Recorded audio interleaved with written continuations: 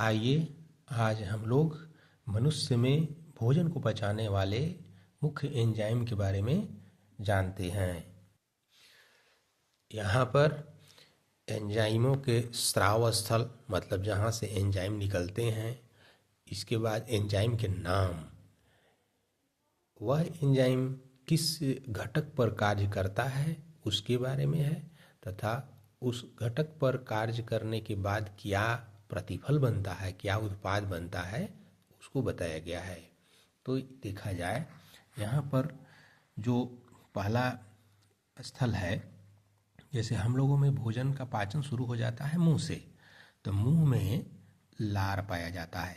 लार है हम लोगों के मुंह में, और भोजन को चबाते समय यह लार भोजन को उसमें मिलता है और भोजन को चिकना बना देता है। साथ ही साथ लार में एमिलेस या टाइलिन नामक एंजाइम होता है। यह एंजाइम मंड या स्टार्च पर क्रिया करता है और मंड या स्टार्च पर क्रिया करके और शर्करा बनाता है या चीनी का निर्माण करता है, डेक्सट्रोज बनाता है जो मीठा होता है। तो यही कारण है कि जैसे रोटी को मुंह में देर तक चबाने से वह मीठी लगने लगती है, यही शर्करा के निर्माण के कारण डेक्सट्रोज का निर्माण होता है जो स्वाद में मीठा होता है। और इसीलिए रोटी में जो ये कार्बोहाइड्रेट है उसको शर्करा में बदल देता है यह एमिलेस या टाइलिन नामक एंजाइम, जिसके कारण की रोटी मीठी लगने लगती है। तो इस प्रकार मुंह में ही पाचन प्रारंभ हो जाता है भोजन का। अब उसके बाद भोजन जो है आमाशय में पहुंचता है। तो आमाशय में आमाशय की भित्ति या दीवार से एक प्रकार का रस निकलता है जिसे जठर रस कहते हैं। इस जठर रस में कौन सा एंजाइम निकलता है? तो पेप्सिन एंजाइम। ऐसे तो जठर रस में और चीज़ें निकलती हैं, जैसे इसके अलावा हाइड्रोक्लोरिक अम्ल होता है और म्यूकस होता है या श्लेष्मा, यह भी होता है जठर रस में। लेकिन एंजाइम जो होता है वह एक एंजाइम होता है जिसको पेप्सिन कहते हैं। तो पेप्सिन प्रोटीन पर क्रिया करता है और यह प्रोटीन को छोटे छोटे खंडों में या पेप्टोन में बदल देता है। मतलब प्रोटीन का पूर्ण पाचन यहाँ पर नहीं होता है। तो जठर रस में और भी जो दो हैं, जैसे हाइड्रोक्लोरिक अम्ल है, तो ये हाइड्रोक्लोरिक अम्ल जो है यह भोजन के माध्यम को अम्लीय बना देता है और भोजन के साथ आए हुए जो छोटे बाहरी कण होंगे या कुछ ये सूक्ष्म जीव हो सकते हैं, रोगाणु हो सकते हैं, तो उनको मार देता है। हाइड्रोक्लोरिक अम्ल का ये कार्य है।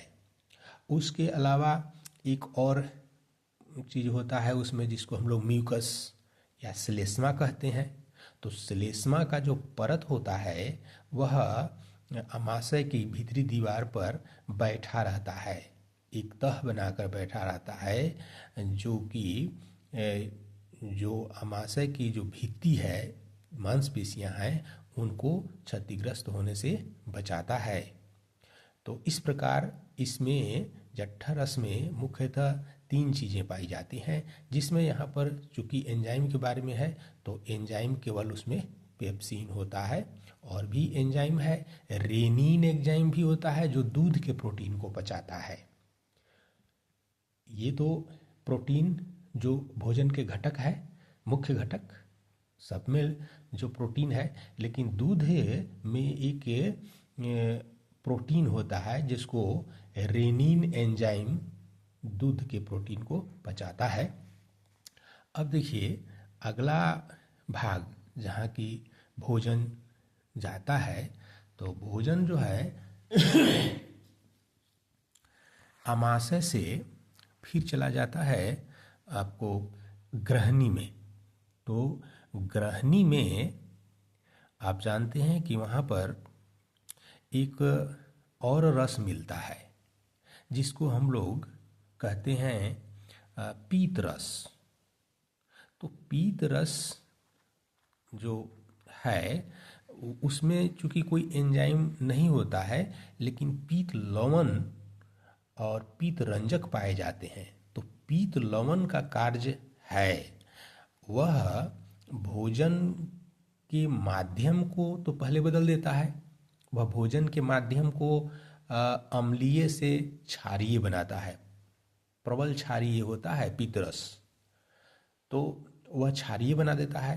तथा जो पीत लवण होते हैं वे भोजन में उपस्थित वसा के बड़े बड़े कणों को छोटे छोटे टुकड़ों में तोड़ देते हैं या बांट देते हैं।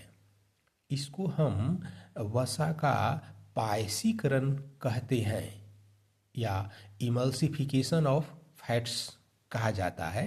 तो इस प्रकार जो पीत रस में पाया जाने वाला पीत लवण है वह दो कार्य किया।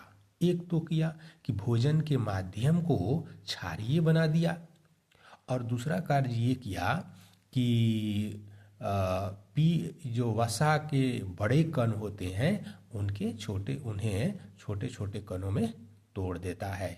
तो इस क्रिया को हम वसा का पायसीकरण कहते हैं।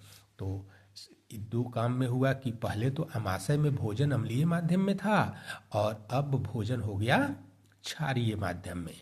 अब इसके बाद भोजन आगे बढ़ता है, ग्रहणी के अगले भाग में जाता है, और जहाँ की वहाँ पर अग्नाशय रस और पीत रस दोनों एक ही नली से ग्रहणी में आकर के खुलता है।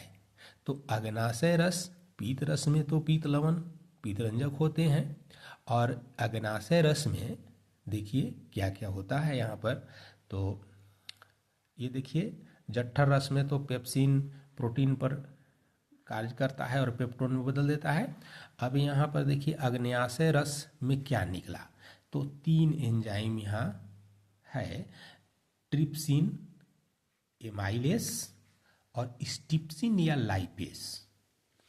तो ट्रिप्सिन जो होता है यह भोजन के जो घटक है प्रोटीन, भोजन के जो घटक प्रोटीन है उस पर यह क्रिया करता है ट्रिप्सिन, और उसे पेप्टाइड में बदलता है। इसके बाद एमाइलेस नामक, एमाइलेस या एमाइलेज भी कहा जाता है, कोई अंतर नहीं है, यह कार्बोहाइड्रेट पर क्रिया करता है और उसको शर्करा में बदल देता है। और तीसरा एंजाइम इसमें है स्टिप्सिन या लाइपेस, तो यह वसा पर क्रिया करता है और वसा को वसीय अम्ल और ग्लिसरॉल में बदलता है, ये कार्य करता है। अब ये देखिए अग्नाशय में इस प्रकार 3 एंजाइम पाए जाते हैं और इस प्रकार भोजन के 3 घटक पर क्रिया करता है और इसका उत्पाद इस प्रकार बनता है। तो अब भोजन जो है वह अंततः पहुंचता है क्षुद्रांत्र में या छोटी आंत में। छोटी आंत लंबी होती है, बहुत लंबी होती है, लगभग 22 से 24 फीट लंबी होती है। तो वहाँ पर आंत रस निकलता है, उसको आंत्र रस या सक्कस इंटेरिकस भी कहा जाता है।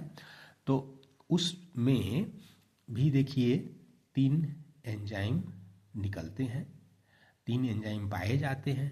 कौन कौन है? इरिप्सिन। तो इरिप्सिन जो है यह प्रोटीन को अंततः अमीनो अम्ल में परिवर्तित कर देता है, बदल देता है। प्रोटीन का अंतिम उत्पाद अमीनो अम्ल होता है। एमिलेस कार्बोहाइड्रेट पर क्रिया करके ग्लूकोज में बदल देता है उसे, और लाइपेज एंजाइम जो उसमें पाया जाता है वह वसा पर क्रिया करके उसे वसीय अम्ल और ग्लिसरॉल में बदल देता है। तो इस प्रकार भोजन का पाचन कंप्लीट होता है क्षुद्रांत्र में।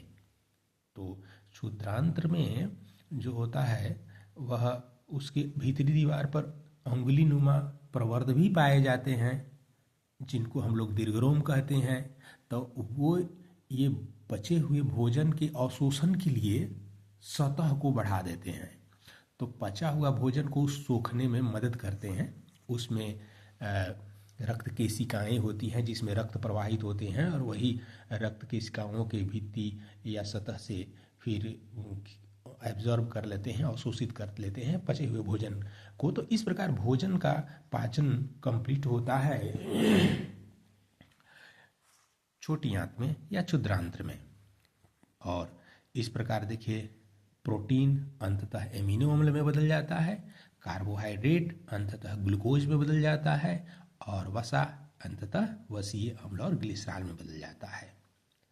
तो अब ये अमीनो अम्ल से विभिन्न प्रकार के प्रोटीन बनते हैं, ग्लूकोज ऊर्जा प्रदान करता है, और वसा अम्ल और ग्लिसरॉल इनसे भी अंततः ऊर्जा की आवश्यकता जब होती है तो उसमें इसका इस्तेमाल होता है।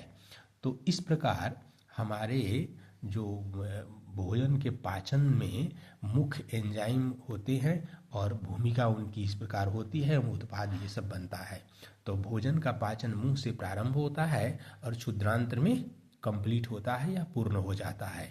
तो ये था भोजन, मनुष्य में भोजन के पचाने वाले मुख्य एंजाइमों के नाम और कार्य। अगर ये वीडियो को आप समझे होंगे तो इसे लाइक कीजिए, सब्सक्राइब कीजिए। सब्सक्राइब करने में मत चूकिए, क्योंकि इस वीडियो में हमारे द्वारा जो दिया जा रहा है इसमें सभी में ज्ञानवर्धन ही होगा। धन्यवाद।